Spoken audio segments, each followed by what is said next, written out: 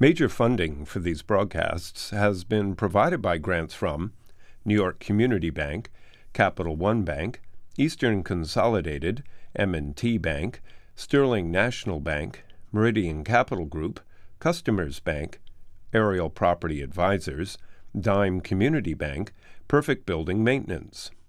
Additional funding has been provided by AKA Hotels Corman Communities, AmTrust Title Insurance Company, AVR Realty Company, Avison Young, Bank of America, Merrill Lynch, Bank Leumi USA, Briarwood Organization, CBRE, Chase Commercial Term Lending, Chase Mortgage Lending, JP Morgan Chase, Citizens Bank, Cohen Equities, Colliers International NYC, Collins Building Services, Connect One Bank, CPEX Real Estate Services, Douglaston Development, Levine Builders, Flushing Bank, Friedman LLP, Handler Real Estate Organization, Handro Properties, Hodges Ward Elliott, Inc., Investors Bank, James D. Kuhn Real Estate Center at Syracuse University, Kilroy Architectural Windows, Madison Realty Capital,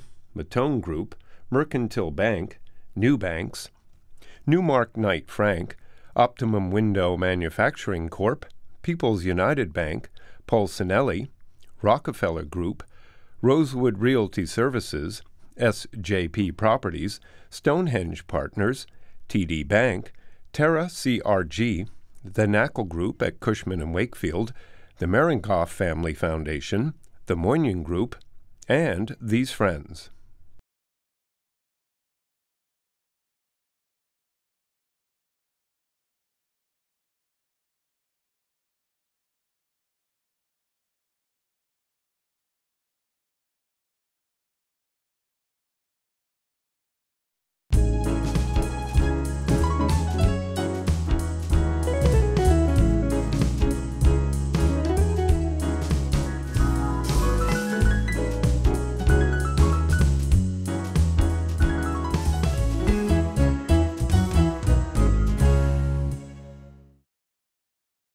Columbus, Ohio, Kansas City, Kansas, Boston, Massachusetts, Berkeley.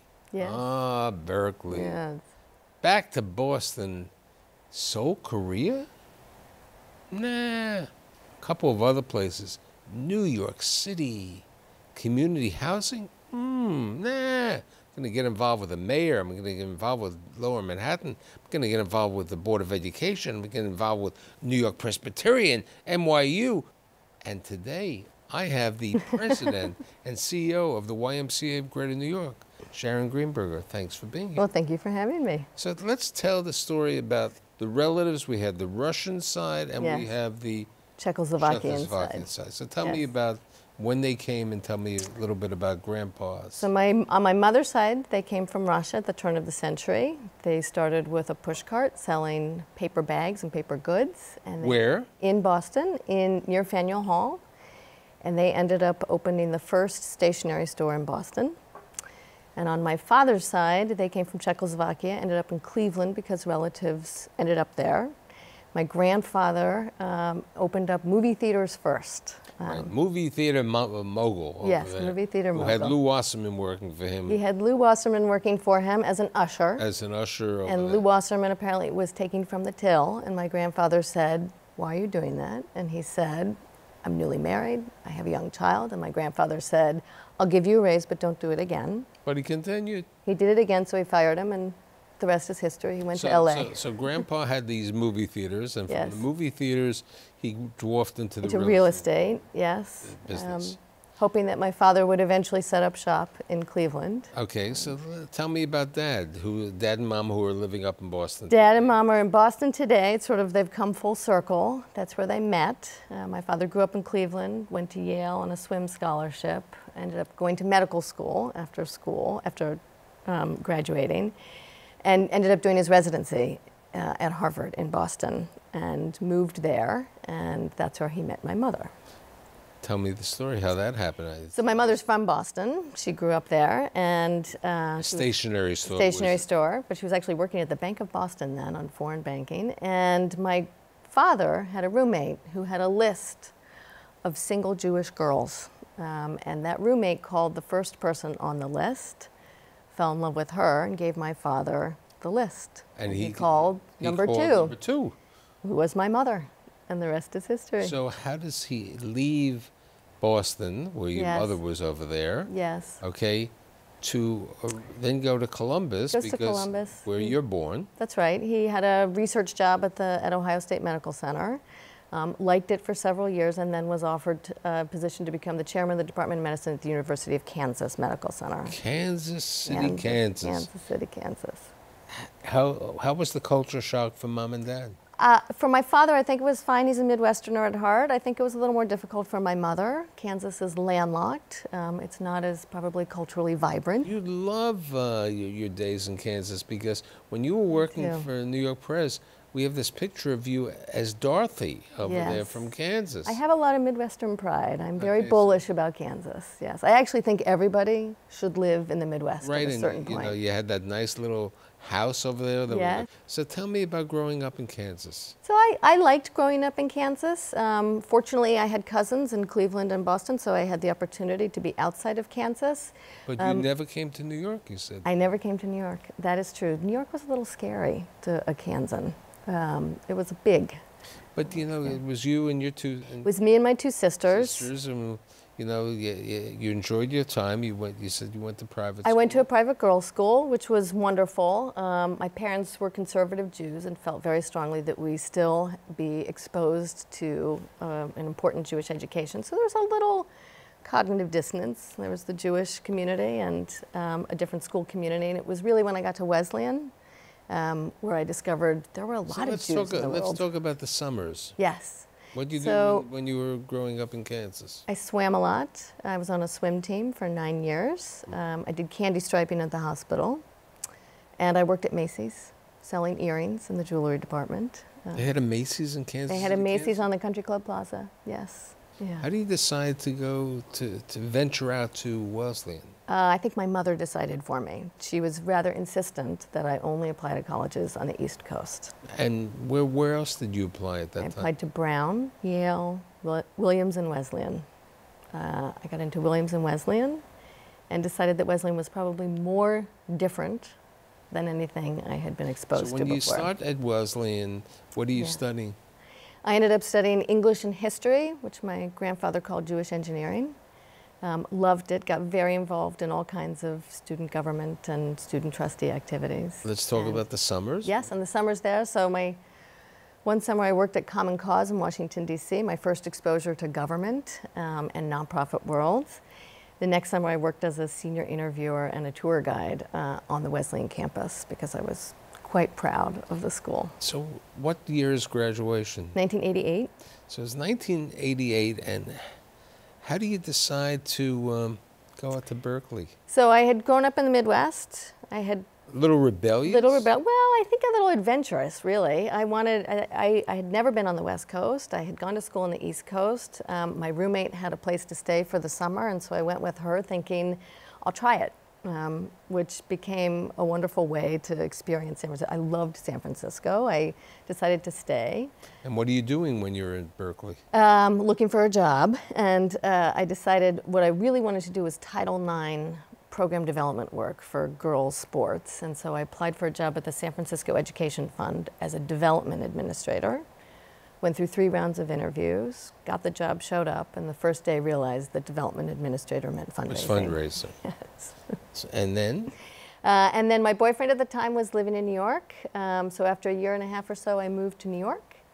Never been to New York, never. Right, and you get a job in Hell's Kitchen? I get a job in Hell's Kitchen working for a low-income housing development company, Clinton Housing Development Corporation. I moved here on a Sunday. I had an interview on Monday, and I started work on Wednesday, not knowing anything about New York, not knowing anything about housing. What did you do at the Hell's Kitchen? So I started out as a rehab coordinator. So I was renovating low-income housing apartments, and then soon became involved in the operations of the organization. You told me the story that one person, this woman, couldn't get her furniture in, she knocked the foundation doors off? Yeah, she took a sledgehammer to the wall. And when I went to ask why she had done it, she said, well, I couldn't get the the couch, and I didn't think I had any other choice. And that is what really sent me to graduate school. I felt like we were sort of missing the ability to create coordinated service opportunities. I realized the Bostonian in you. Yeah. Why MIT? I only wanted to go to one of the 2 great urban planning schools. I was particularly interested in cities. The faculty at MIT had some great people focused on housing and community development. So I went. When I got there, most of them were on sabbatical, so I ended up studying a lot of urban design. But I loved being a graduate student there. I think MIT is a great place. Boston is a great place to be a grad student, and really liked it. How do you get to Seoul, Korea? So I read about the Luce Fellowship, which looks for people who have no experience in Asia, and it's really designed to foster better relationships between Americans and Asian communities. And so I went through the interview process and was fortunate enough to be selected to go. They ask you where you want to go and what you want to be involved in. I said I wanted to be someplace warm, and I wanted to be in a city that was involved in a major urban planning initiative, and they called and said, you're going to Seoul. We've had a hard time placing people in Seoul, and they want to put you in the equivalent of HUD and work on some satellite city developments. So how long do you stay in Seoul, Korea? About 13 months, a little over a year. So now you're how old? I am 28. And where do you go next? So actually, I had taken a job in Hong Kong after my Luce Fellowship ended, and I was going to work for the Chinese government. This was before '97, and they were working on creating cities for that transition. And I came home for a month and connected with my husband. Who you met who I originally knew was from Wesleyan, yes. the Brooklyn boy. The Brooklyn boy. He hasn't come far. Right. He had just started law school, spent some time with him, went back to Hong Kong, and was staying with a friend, and my papers that were needed to let me work weren't coming through. And I thought, well, I'll give it a week. After 6 weeks, they didn't come through, so I thought, I'll go hang out with him in New York and see what happens. So you returned to the Big Apple, where you really never spent any time. Well, except for working in Hell's Kitchen. Correct. And you come back, and where's destiny taking you now? So fortunately, through a friend who connected me to somebody who had just started working at the Downtown Alliance, which was the business improvement district, which had just started. And this End is of '94. This is 1994. Yeah. It's when downtown has a 30% vacancy factor. Correct. This is before Giuliani enacted the 421G program, That's correct. which was the conversion of the office buildings into residentials, which was very successful and very valuable for that market. Right. So what are you doing for the... So I come in as and Carl Weisbrod's there and Ann Weisbrod's Weisbrod's there, there. and I'm working to help put together a business plan for what became the New York Information Technology Center at 55 Broad Street. So let's talk about that. Yeah. Well, this was a project in the Rudin building. This was a project in the Rudin building. It was Bill Rudin's and John Gilbert's first big project, and it was risky, in part because we were asking them to make a significant investment in technology. Saying, you know, I have a good son, but I'm not sure, is this a good idea? Right. You know? Yes, and it was the old Drexel Burnham building. It had been vacant. We thought that we could attract tenants. We knew that we had to do something different to create a sense of energy in Lower Manhattan, and they were game. And thank God they were, because they did a great job. And they created this anchor for what became Silicon Alley. And then we created a program called Plug and Go. So you're right, there was a 35% vacancy rate, mostly Class B and Class C office buildings. And we went to the owners and said, give us 20,000 square feet as a loss leader, be willing to enter into shorter term leases and put in a minimal infrastructure investment, and we'll do all the marketing and we'll bring in technology companies. What happened to the brokerage community at this time? So the brokerage community, actually, we did work with some of them on identifying some smaller tenants, but it was a different model. It was not about signing long-term leases. It was really about getting people in, getting some energy, getting some of the retail to follow suit. And so I think a lot of people did look at it as a loss leader. So this is from when? What year? 94 you started? 96 to 99 is when we ran Plug and Go. Right, and that's when you were the vice president for economic development. So it was the Silicon Alley, you're right, it was the residential conversion, bringing in really thousands of new employees. Bringing in a supermarket was a huge lift for the area. Right. Working with Worldwide and others to create sort of arts and recreation. So it was quite transformative. We were really humming in the summer of 2001, and then 9/11 happened. Okay, so 9/11 happens. Yes. But before that, were you involved with Mike's I was running? not involved with his campaign. No, I had worked Oh, for... you were involved with the committee for 35. Yes, So- Senator Schumer had created the group of 35. So how did you get involved with the group of 35? Which was, you know, if you look back now, it was truly visionary. And, Yes, it was. And where these developments have taken place. Yeah, so Josh Isay, who worked for Chuck Schumer, had recruited me to come and work with the senator to run that program, and so I did. And that is how I met Dan Doctoroff and others through the group of 35. Dan Doctoroff was the 36th member, right? Yes, you are Or the correct. unofficial member. He was the unofficial member. Let's talk about that. Yes.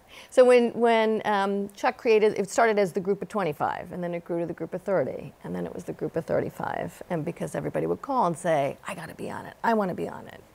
So we were at 35, and Chuck Schumer called me and said, oh, you know, I'm getting a lot of pressure to put on this guy, Dan Doctoroff. Can we make a group of 36? And I said, you cannot Now, did you grow know it. who Dan Doctoroff was? I had no at idea this who he time? was, yeah. But He's a guy from Michigan, right? yes, You know, and investment banker. And, that's this and right. that. And he was chairing and running the Olympic bid for NYC 2012. And so I said, listen, it's a group of 35. Given who the 35 are, not all will ever show up at the same time to the meetings. He can be the first alternate. And so that's how I met him. I said, you are able to, and let me tell you, he came to every meeting. He was at every So single how did you meeting. meet Mike Bloomberg? So Dan was recruited to be the deputy mayor for economic development and rebuilding by Bloomberg. And that is when I met. So the opportunity, you know, as they would say, Yeah. was Bichette and lucky. Yes. You had met Dan. Yes. And Dan was impressed, and he introduces you to Mike. That's right. So, but it's, you know, a couple months after 9/11, Mike takes office on January 1st. Yes, it was a really hard time. 2002. Yeah, I mean, Lower Manhattan was still smoldering. It was very much like a war zone. It was very hard to get people to spend time in Lower Manhattan. People were very concerned about the economy, how we were going to rebuild Lower Manhattan, how we were going to negotiate with the federal government about dollars coming in, but also how to sort of reposition and reestablish it. And that was part of our mandate and charge. So tell me what you did for 3 years with. So for 3 years, I was Dan's chief of staff, and you do a lot of triage as chief of staff. It's really figuring out what decisions have to be made and made quickly. It was also about bringing together all the economic development agencies and developing programs like the housing plan or a lot of the rezonings. A lot of the waterfront properties. A huge amount of the waterfront I development, mean, really we had envisioning Williamsburg, we had Rockaway, you had Governor's Island, Governor's Island. Brooklyn Bridge Park. Some of the work that's now finally happening in Lower Manhattan around the piers there, all of that started in 2002 with a real visioning of what should happen in So Lower what does Manhattan. the chief of staff do? So the chief of staff, first of all, hires great people, and you're only as good as a great team. And so we brought in some really terrific talent that we assigned to cover a borough each and several agencies. And then worked with every single agency, whether it was EDC, city planning, small business services, the loft board, to create strategic business plans and to create programs that would really energize the economy. And we did a lot. So we came out with the plan for Lower Manhattan. We created the Liberty Bond program to inspire investment in the area. We did a lot of the waterfront work. City planning came forward with You the did plan. the downtown Brooklyn plan. Downtown Brooklyn plan. City planning came forward with a plan for all of the major rezonings. I think some of that initial work created the thinking behind Hudson Yards. So it was a lot of strategic work, but also a lot of implementation. You know, when you work. bring up Hudson Yards, was Yeah. that, do you think that was part of the real plan? I mean, because Dan's original plan was the Olympics, and then it was the Jet Yeah. Stadium and all the rest. Well, I think the great thing about the Olympics plan is that it gave rise to all these things that happened regardless of whether or not the Olympics Correct. was here. He was able to. And so it was a blueprint for a lot of those things that happened, right? For development, for what happened in the waterfront, for a lot of things that happened in Queens. So how does the kid from Kansas, Dorothy, we'll call Yeah. you now, we changed your name to protect the innocent. How does Dorothy now end up at this small little university called Of NYU, NYU. which happened to have Yeah. some good urban studies programs also? Yes, it does. Well, after about 3 years in City Hall, I really wanted to run something. I wanted a portfolio of my own, so to speak, and was recruited to NYU to create a planning, design, and real estate department, which was great. And it was a really interesting time. John Sexton was really beginning to think about the university's growth. We started a lot of those conversations, which were very difficult because Right, there's always a push. was the dormitory program, which was So we worked on the 12th Street dormitory project, which was quite controversial at the time. right next to the church. Next to the church. It was not a landmark church, but next to the church and the post office. I worked on the Roosevelt Island project. The university bought several condos on Roosevelt Island, so sort of thinking about what the expansion of the city might look like. And the university manages an enormous number of residential property management, so work to sort of elevate some of those standards. So you're at NYU, Yeah. and then the call comes from New York Presbyterian. No, the mayor. The mayor, okay, Yes, right. to go to the school. School Construction Authority. Okay, yes. so let's talk about that. Yeah. Few people realize how large the School Construction Authority is. It has enormous capacity and power in the city. It runs the largest capital budget in the city. So when I started in 2006, we had a 4-year, $13 billion plan. And you become the president and CEO. And I became the president. I was very lucky. Became the president and CEO. The SCA is a truly amazing place. When you look across the city, you'll see its work everywhere. We built 100 new schools in those 4 years, including the Frank Sinatra School for the Arts in Queens. Battery Park City. PS 276, beautiful building that had to comply with the Battery Park City guidelines. The Mott Haven Educational Complex, which is 4 schools on one site that had been abandoned for 50 years. The old Meath program, which is now the 57th Street project that's going up. Sunset Park High School, which was the first new high school in that Convenient area. to where, not too far, Park Slope. Yeah, Okay. not too far. So from there, I figured I'd be there 4 years because the mayor had a second term. He ended up with a third term. And at the end of my 4 years, I said I want to try to do something different. He asked if I would go to the Department of Education as the Chief Operating Officer. So I did a that. very challenged operation at that time, who had gone through a variety of people. Yes. You know, you had Joel Klein, you had... Yes, when I was there for 2 years and I worked for 3 chancellors, so some transition there. But it is an enormous bureaucracy, but amazingly efficient given both its size and the capacity for things that could go wrong, but it works. So then you go to another small institution called New York Presbyterian, Yes. which is... I clearly can't keep jobs. I know, but New York Presbyterian, okay, you had the Uptown, okay, Yes. which is the Presbyterian. Columbia Presbyterian campus And then you had the New York Hospital New York campus. Cornell Hospital, Yes. the Weill Cornell Hospital. Yes. And there you go back to your real estate roots. I do, real estate and design and development. So that oversaw about 13 million square feet of space, both new space being developed and the renovation of many buildings that were very, very old. Some of the new space, let's talk about, Yeah. there was the Milstein renovation, The Milstein Hospital renovation. and then it was the Coach, The David Koch Ambulatory Care Center, which will open next spring. which is how large? 750,000 square feet. So this is an It's a very ambulatory large- care center. And a maternity center as well. But about half of it, a little more than half, is the ambulatory care. So state of the art, totally different relationship in terms of using technology to communicate with patients. And you also got involved with the Methodist Hospital program. Yes, and so New York Presbyterian was going through some growth and expanding its network. So it took over Lower Manhattan Hospital, Queens Hospital, Lawrence Hospital, and Methodist Hospital in Brooklyn. Right, and I mean there was major growth in Queens with, it used to be Booth Memorial, Yes. the Staten Island, owned by the Salvation Army, okay, and then so there's a variety of situations, and they were growing and continue to be one of the best institutions. I realized that you were doing fundraising, you said, in your job originally in Berkeley. Yes, So now there's this institution who's been around for, what, 125 years? 150 years, yes. 150 years, and it's called the YMCA. You get the opportunity to be the president and Yes, CEO. I do. So tell me a little bit about the YMCA. To me, it was Because like this- people don't really know everything I think about that's the Y. right. They You come know, with their own. They think it's a gym, or Yes, they think it's or a they learn to swimming swim pool. there, that's okay, right. You know, they don't understand the Yeah. social services programs. There's a and, you know, huge human service element there. That's exactly right. So we have 24 branches throughout the city in all 5 boroughs.